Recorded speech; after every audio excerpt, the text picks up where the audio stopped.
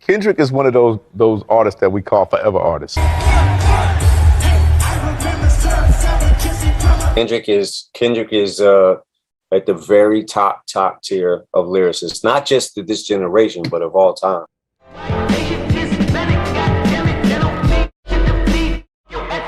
When he's just making good music. Got it from them Compton blocks, raised for my grandpops. Every day caught a fade like we on the barber shop. He's making it, he's continuing the tradition of just making rap exciting. Kendrick Lamar is a real motherfucking artist. Yeah.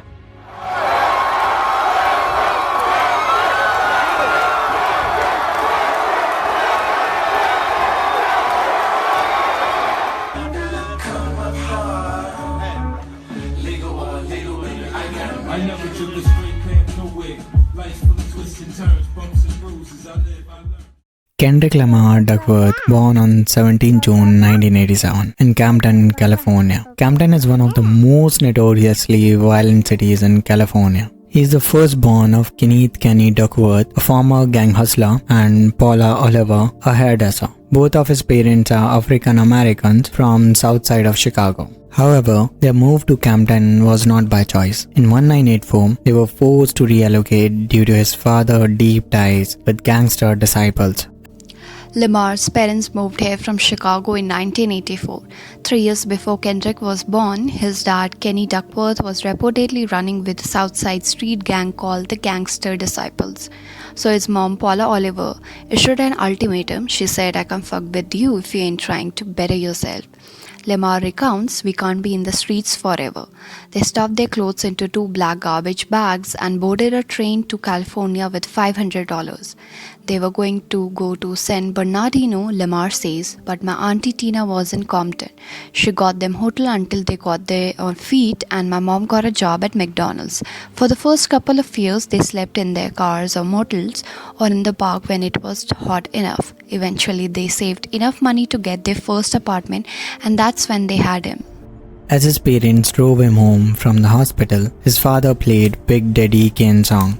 Rappers act so wild, I love the profile. Frontin' hard, but ain't got no style. Oliver said, "Turn that music down, it's too loud." Kenny replied, "Don't worry, he's going to be listening to music when we get home, when he grew up, and for the rest of his life." This is one of my pop's favorite artists right here. You know what I'm saying? My pop's from Chicago. He actually, it's crazy. When I was coming home, they say when I was in the car seat coming from the hospital, my pops was playing this really loud. And my mom's was like, "Turn that shit down." He was like, "No, let him hear it. This is music and it's good music." Big Daddy Kane. From an early age, Kendrick was immersed in music. Growing up on the sound of Big Daddy Kane, Xikey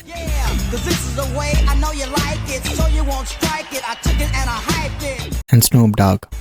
Then after that, it would be Snoop Dogg's Nothing But a Jeep Thing. 1, 2, 3 into the 4. Snoop Doggy Dogg and Dr. Dre is at the door. But Kendrick Lamar Duckworth's early years were shaped by the struggle of his community and profound influence of his family. Raised in a neighborhood where violence, drugs, poverty were everyday realities. Got it from them Compton blocks, raised for my grandpops. Every day caught a fade like we on the barber shop. Goons in the parking lot. Kendrick was 4. I remember riding with my pops down Police Road and looking out the window and seeing motherfuckers just running. He says, "I can see smoke." We stop and my pops goes into the auto zone and comes out rolling 4 tires. I know he didn't buy them. I'm like, "What's going on?" "Say, Kenny, we were all taking stuff. That's the way it was in the rights." Then we get to the house, Lamar continues, and him and my uncle are like, "We're fixing to get this, we're fixing to get that. We're fixing to get all this shit." I'm thinking they're robbing. There's some real mayhem going on in LA. Then as time progressed, I'm watching the news, hearing about Rodney King and all this. I said to my mom, "So the police beat up a black man and now everybody is mad. Okay, I get it now." He always had so much of a love for me. He gave me the wisdom in the game to say, "You know what, I did that, don't do that." When he was just 5-year-old, he witnessed murder for the first time. While sitting outside his apartment, a teenage drug dealer was killed in a drive-by shooting. Reflecting on that moment, he later said, "It did something to me right then and there. It let me know that this is not just something I'm looking at, it's something I might have to get used to it." He was also introduced to police brutality when he experienced the first day of the 1992 Los Angeles riots. A child who had barely begun his journey in life had already seen the darkest side of reality, violence, chaos, and loss, all before truly stepping into the world. From Compton, I could have easily came out and said, I did this, I did that. I done killed a whole bunch of niggas. You know what I'm saying? I'd rather talk about something a little bit more deeper than that. The reasons and the problem and the solutions behind it. In school, Kendrick Lamar was quite an observant student who excelled academically. However, he was a shrinking violet when it came to expressing his views. At the time, he also had a noticeable stutter. An irony, considering that today his lyricism moves at a pace our mind can barely keep up with. A pivotal moment came in the first grade when he correctly pronounced the word audacity. His elementary teacher encouraged him to pursue songwriting, planting the first seed of his artistic journey. Later, in the 7th grade, his English teacher Xikey N introduced him to poetry. From that moment on, Kendrick left no stone unturned in mastering metaphors and double entendres and falling deeply in love with songwriting. Kendrick's path to greatness was anything but guaranteed. But, well, we all know Compton is known for what. He graduated from high school in 2005 as a straight A student. He briefly considered studying psychology and astronomy in college. But ultimately, he put his academically ambition on hold to pursue music. I'm just a good kid from Compton that wanna rap. I don't represent no colors, I represent my little sisters and brothers. Kendrick wasn't just a product of his environment. He was a student of it. He listened, observed, and transformed those experiences into the fuel that would ignite his artistry. This is how Dr. Dre and Tupac, California Love music video influenced his life.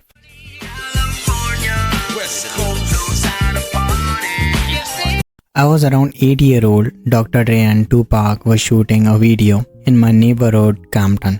My father seen him when blocks down and got me by the time, and everybody was out there, was like a pandemonium. You know, he put me on his shoulder and that was Dr. Dre and Tupac. I think it was a white Bentley and they were shooting California Love.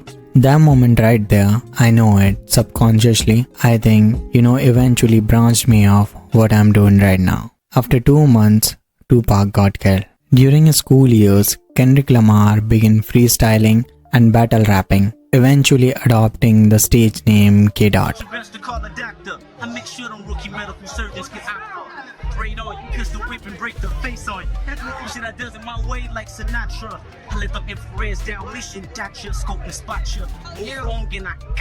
His talent caught the attention of fellow student, Dave Free, and their shared love for hip-hop quickly turned into a strong friendship together. They recorded music, sometimes in free makeshift garage studio and other times in its old brother Hyde Park apartment. I want to say I appreciate y'all, man, for even just taking the time out to go to your computers and support good music, man. The Dying of Thirst, well, the single about me is actually a specific story, about one of my homeboys passing away that I seen passing away in front of my eyes that really turned everything around full circle. On April 15, 2003, Kendrick Lamar released his first mixtape, Youngest Head Nigga in Charge, which earned him a local recognition. Kendrick Lamar, bring it back to the storytelling, telling real shit that then niggas have been through and you really can relate to. In her retrospective reviews of Rolling Stone, Mosey Reeves praised Lamar's unerring sense of rhythm and timing on the Herb City thread Minor of the Year.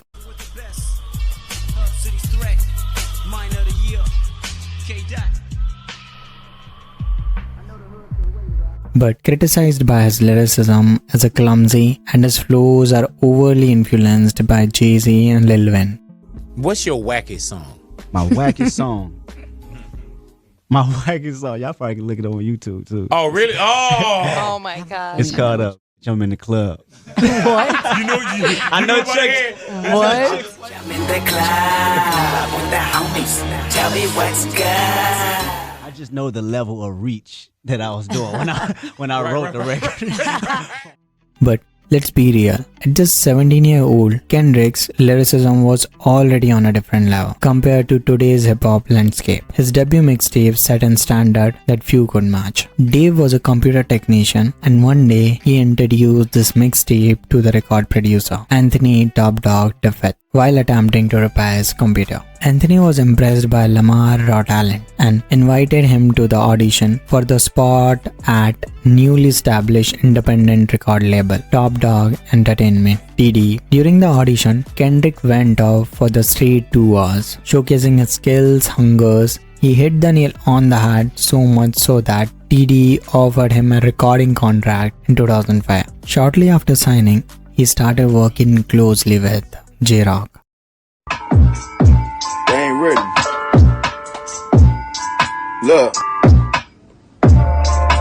The devil always busy in the midst trying to ease my mind with the shots of any. I've been going through a whole lot of, gotta make a whole lot of, gotta do this shit clean, be damn I sell my soul body.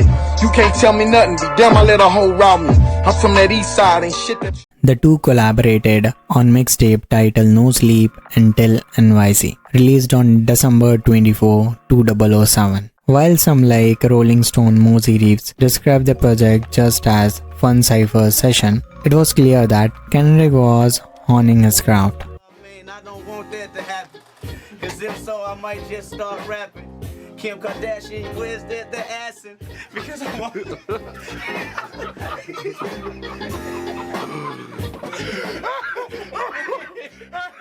But let's set the record straight. If you think Kendrick Lamar was born genius, you're dead wrong. He burned the candle at both ends, working relentlessly like any other struggling artist who's trying to make it. Before his recognition and fame, he worked as a security guard to support himself. As of for TDA at that time, it was really small, independent label with only 2 signed artists and a basic home studio. Kendrick put in the work, grinding day and night and building his legacy from the ground up. He has the ability to make you believe he had no idea this was gonna happen. Like I look at him and I go, nah, you can't do that to me. Right. Like, I know. You knew what you was working. Right. You worked on it and it paid off. Don't act like you didn't know it was gonna happen. And he was like, He does that. like, cause he'll be like, yo, like wow, like that energy's there. How many unreleased songs do you have in your head or that we haven't heard yet? Thousands. I done lost hard drives. Damn. Yeah, Really? hard drives from 05, 06. We never got back. Took it all the way to San Francisco to get it fixed. Never got fixed.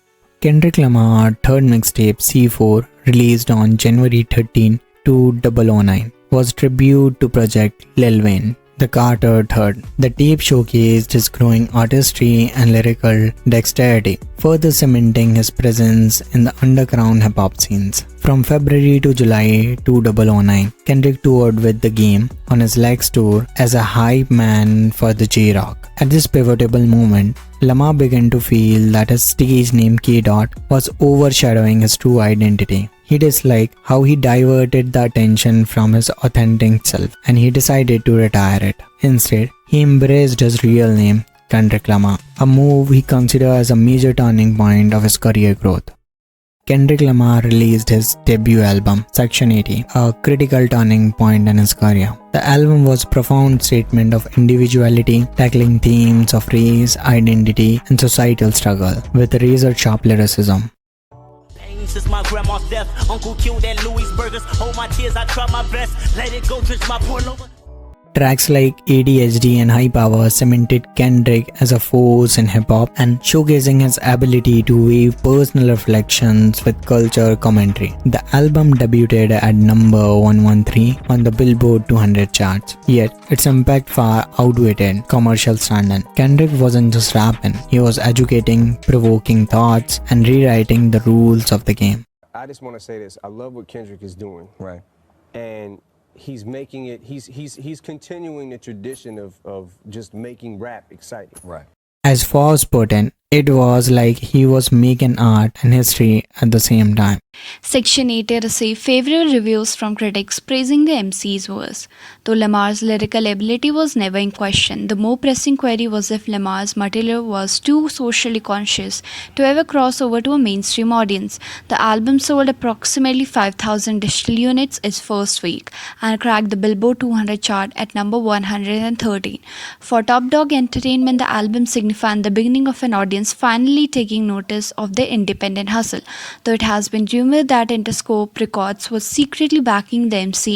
Section 80 catapulted Kendrick Lamar from underground prodigy to being hailed as a hip-hop survivor. At the time, hip-hop was eagerly waiting J. Cole debut and Drake's second album, Take Care, a project that would go on the debut at number 1 on the Billboard 200. Rather than taking defensive stance against Lamar's rapid rise, Drake embraced him. He's the new guy to love, and of course, I mean, rightfully so. He's super talented, you know.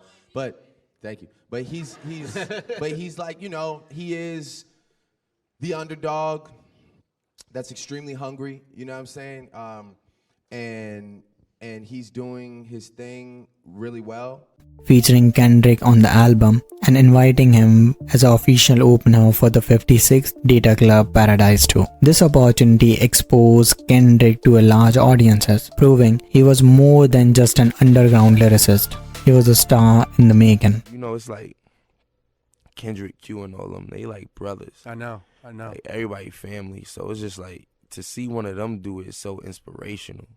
You know, because Kendrick and Q is like two of my favorite rappers in all reality. Yeah. You know, that's not just me saying that to promote my bros, but like. But Kendrick, it feels like Kendrick like really made it. Like he went out and put like the groundwork in, grew so much as an artist, and now his first album, people are calling it a classic. Lady Gaga is on him. Like, you feel me? Like, you feel me? Like, K-Dot is the man. He know he the man. He be trying to say I'm the man. He know he the man. Shortly after, Aftermath Entertainment and Interscope Records signed him, giving him access to major label resources while TDE remained his primary label. For context, the music industry is dominated by 3 major players: UMG, Sony Music, and Warner Music Group. Interscope is a subsidiary of UMG, Universal Music Group, which explains why Drake would later file a lawsuit against UMG instead of Kendrick. A detail will become clear later.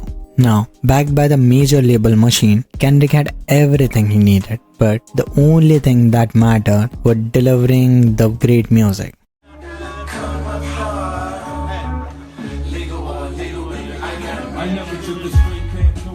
On October 22, 2012, Kendrick Lamar unleashed his mega knobs, Good Kid and m.A.A.d. Searching for answers, the good kid from the ugly city that's mad that he's handsome. Where's the love?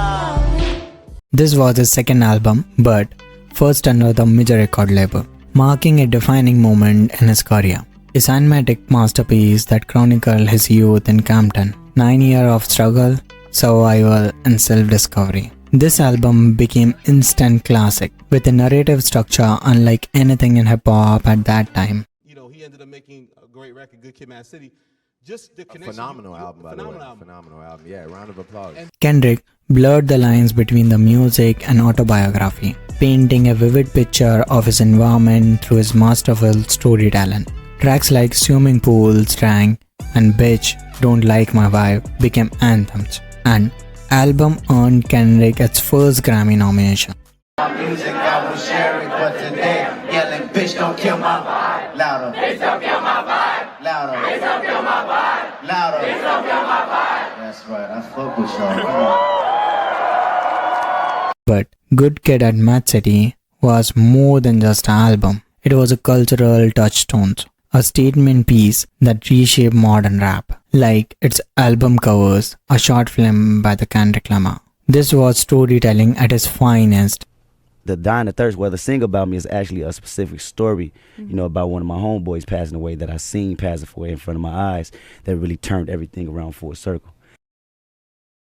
Upon the release, the album debuted at number 2 on the Billboard 200 and selling 242,000 copies in the first week, the highest first week sales by the male rapper that year. In 65th Annual Grammy Awards, Kendrick earned 7 nominations and Despite not winning, his fellow artists recognize his greatness. One winner, who took the home Best New Artist and the Best Rap Album, he apologized to Kendrick for winning over him, a testament to the album impact. But history would prove who the real winner was. And then I did a little research, and Michael Jackson holds the record with 12 nominations. Yeah.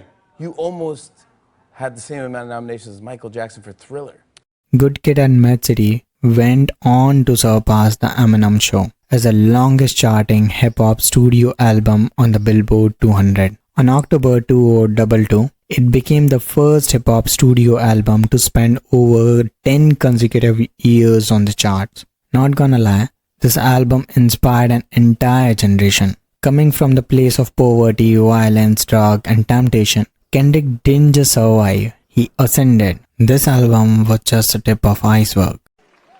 Well, we're halfway through the show, which means it's time for Kendrick Lamar to come out and call Drake a pedophile. On March 15, 2015, he shocked the world again with To Pimp a Butterfly.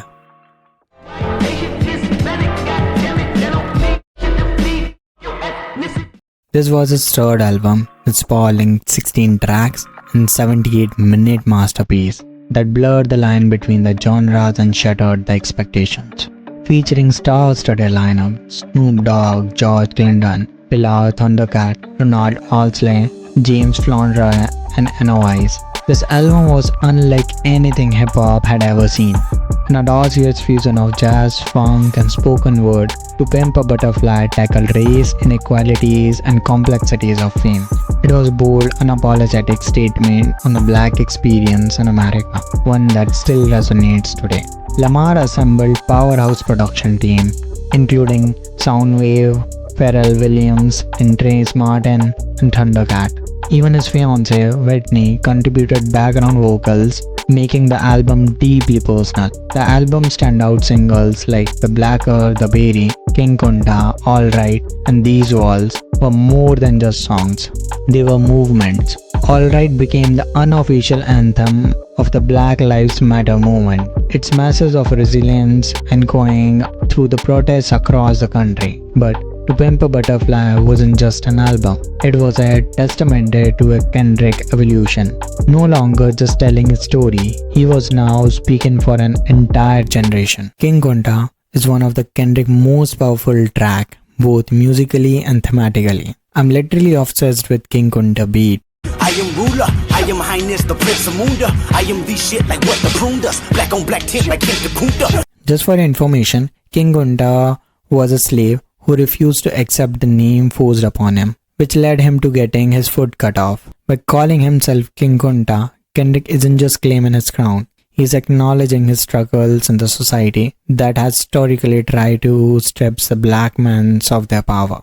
It's a defiant anthem, a message of resistance and declaration that no matter the system, he's still standing. Track name Institutionalized, this song is about accepting change because once caterpillar transformed into a butterfly, it can never go back. Kendrick is reflecting on how fame has changed his life even after making it out for Compton. The mentality and the experience from his past still haunt him. He turns between the old world and the new reality, knowing that success doesn't erase the institutionalized mindset that comes from growing up in struggle. Track name Mama is the song Kendrick reflects on his trip to South Africa, a journey that changed his perspective. He calls it his motherland, recognizing the deep-rooted connection between African American and the ancestral homeland. Lyrically, he explored the idea that returning to one's root can bring peace, clarity, and healing, no matter how much success you achieve. I gotta go back to that place when we was in the garage and writing raps, you know, in Top House writing raps and doing verses. Where that moment is at. Did you go buy the garage? Yep. I would go buy. No, I would go BUI the garage. I'm talking about go buy the garage. We still got it. That's dope. Yeah, Do you ever go back there for motivation? Mm-hmm. I go back in there, look in it, vibe. Studio still there, mic still there. Through self-reflection and spiritual growth, he realized that material wealth and fame doesn't define him. The true fulfillment comes from understanding where you came from and staying grounded in your identity. I said, Compton, what the deal? What's up, man? That's right. That's right. Y'all look good out here, man. It's special. Hold up. Let me get my phone out. Hold up. Hold up. Hold up. I gotta take I don't want to hold y'all up too long, but I gotta get this. Hold up.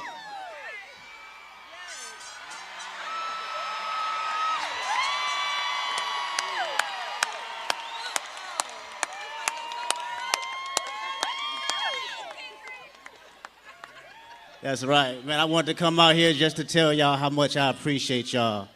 I'm proud of y'all. I'm proud of the city of Compton. I'm proud of Compton College.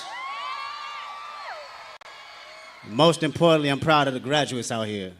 There's one more noticeable track, Mortal Man, is the final track on To Pimp a Butterfly, one of the Kendrick most profound and introspective songs.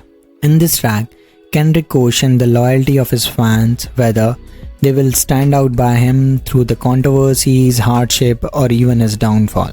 He reflects on the pressure of being a leader in the hip-hop and activist figure, acknowledging how past icons were both celebrated and crucified by the public, like Nelson Mandela, Malcolm X, and the Michael Jackson. The most legendary part of the song comes at the end. Kendrick interviews Tupac Shakur using his old clips from 1994 interview. The conversation touches on topics like black struggle, leadership, and the cycle of violence in America. Kendrick reads a poem to Tupac about his journey, but when he asks for his response, Tupac is gone silent.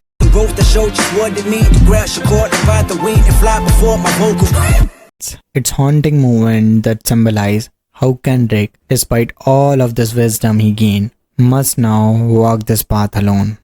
Because it's spirit, we ain't even really rapping, we're just letting our dead homies tell stories for us. I highly recommend you to listen to the song. I have made documentary where I mention how Tupac got killed and how it's all connected to P. Diddy. Upon release, To Pimp a Butterfly shattered expectations, selling 324,000 copies in the first week and debuting at number 1 on both Billboard 200 and UK album charts. 20 years ago, a conscious rap record wouldn't have penetrated the mainstream in the way M.A.A.d did with To a Pimp a Butterfly. This album was more than just a collection of songs. It has social movement, it tackled racism, self-worth, fame, and operations with unfiltered intensity that few main artists dare to attempt. Kendrick Lamar's willingness to speak on deeper societal issues elevated him to a place of few artists could reach. His music wasn't just an entertainment, it was a mirror to a society, a call to action. Kendrick Lamar's voice was no longer limited to rap. In the years following this release, he collaborated some of the biggest names in the entertainment industry: Beyonce, Freedom, Maroon 5, 2 Weeknd, Sidewalks, and Travis Scott, Goosebumps. Each feature showcases versatility, his message, and his influence across different genres. Prior to that makes the introduction, I put out a lot of material on me and Top Dog, just mixtapes and demos, and you never know how far your music may go. It's just crazy because you go from writing these songs in your mother's kitchen to someone telling you that people of this caliber, this magnitude, has heard the song. Somehow and now like Dr. Dre is listening. Yeah, you got to be pretty good if you get discovered that way. If you want me to create documentaries on Weeknd and Travis Scott or any other your favorite artist, just let me know in the comment section. In 2017, Kendrick redefined rap once again with Damn, an album that was both commercially massive and artistically groundbreaking. It wasn't just an album, it was a cultural movement. Tracks like Humble DNA became instant anthem, blending Kendrick's signature storytelling with raw and explosive energy. In 2018, Kendrick Lamar made history by winning the Pulitzer Prize for music, becoming the first non-classical, non-jazz artist to ever receive the honor. This wasn't just a win for Kendrick, it was a win for hip-hop as an art form. Kendrick Lamar's influence stretches far beyond his own records. From J. Cole to Travis Scott, his impact can be seen across an entire generation of artists. More than just a rapper, Kendrick has become a symbol of artistic integrity, pushing hip hop to a new intellectual and cultural heights. On February 9, 2018, Kendrick Lamar dropped one of the most important soundtracks of the all time, Black Panther, the album. More than just a soundtrack, this album was a celebration of a black excellence, power, and culture. Backed by the three massive singles, All the Stars, King Dead, and Pray For Me. It dominated the chart, spending 2 consecutive weeks at number 1 on the Billboard 200 and set a record for the most single week streams on the soundtrack album. Critics hail it as the milestone for the hip-hop and proving that a movie soundtrack could be impactful as a standalone album. On March 5, 2020, Kendrick and longtime collaborator Dave Free launched PG Lang, a creative and the media company aimed at breaking artistic boundaries across music, film, and language. Shortly after, he teamed up with his cousin Baby Keem on the single Family Ties. We gon' fuck up the world, excuse me, but it's that your girl. Didn't mean to possess your girl. Which won the Best Rap Performance at 64th Annual Grammy Awards. On February 13, 2022, Kendrick cemented his legacy by co-headlining the Super Bowl halftime show alongside Dr. Dre, Snoop Dogg, Eminem, 50 Cent, and Mary J. Performing hits like Mad City, Alright, Kendrick brought his signature energy and artistry to one of the biggest stages in the world.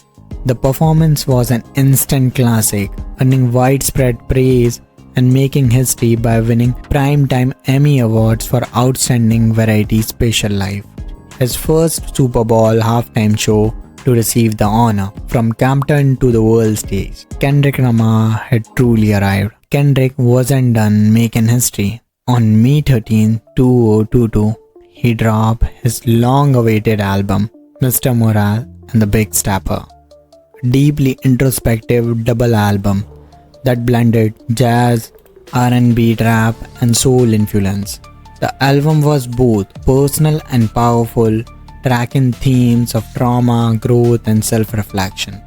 Every track from the album charted on Billboard Hot 100, and singles like N95, Silent Hill, and Die Hard debuted in the top 10. The album sold 295,000 units in its first week. Kendrick scored his 4th consecutive number 1 album on the Billboard 200, and he didn't stop there.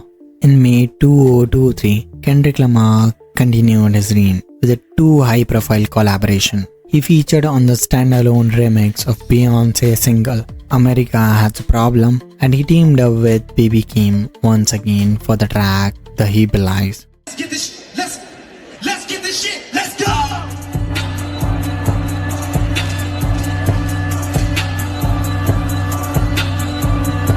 Let's get this shit, let's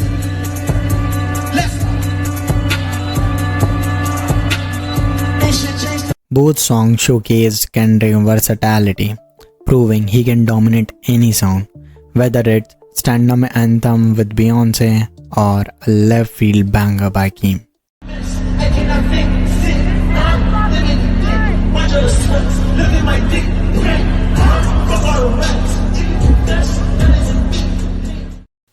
Even a decade into his career, Kendrick Lamar continues to push the boundaries of hip-hop.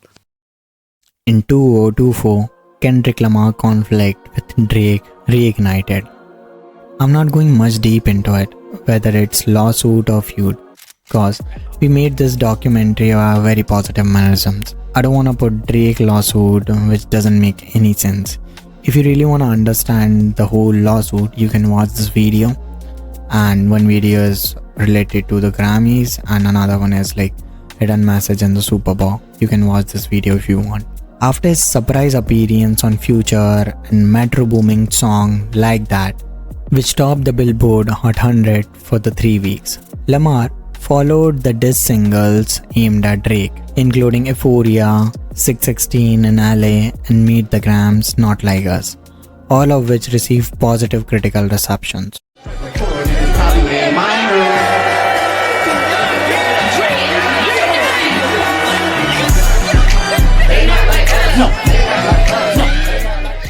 Not Like Us also made history as the first rap song to lead the Hot 100 with the limited trackings week.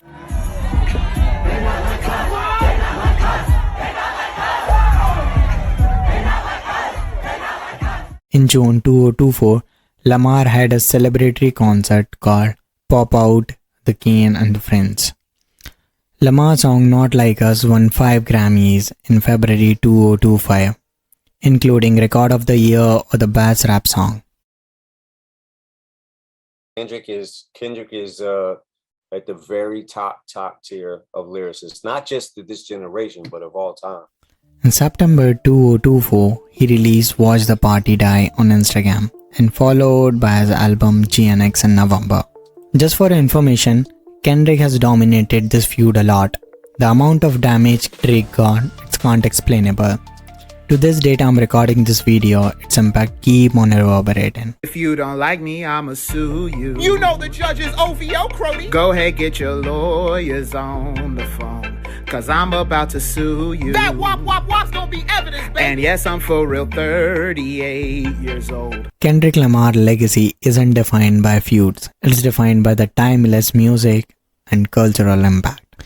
He also appeared on SZA's song Lana, was named the greatest pop star of 2024 by the Billboard. In February 2025, Kendrick Lamar headlined the Super Bowl, becoming the first solo rap artist to do so. Yeah, they try to break the game, but you can't fake influence. Hey, I'm tripping, I'm sliding, I'm riding through the back like. The performance featured the guest appearance by SZA, Samuel L. Jackson, and Serena Williams, and Mustard.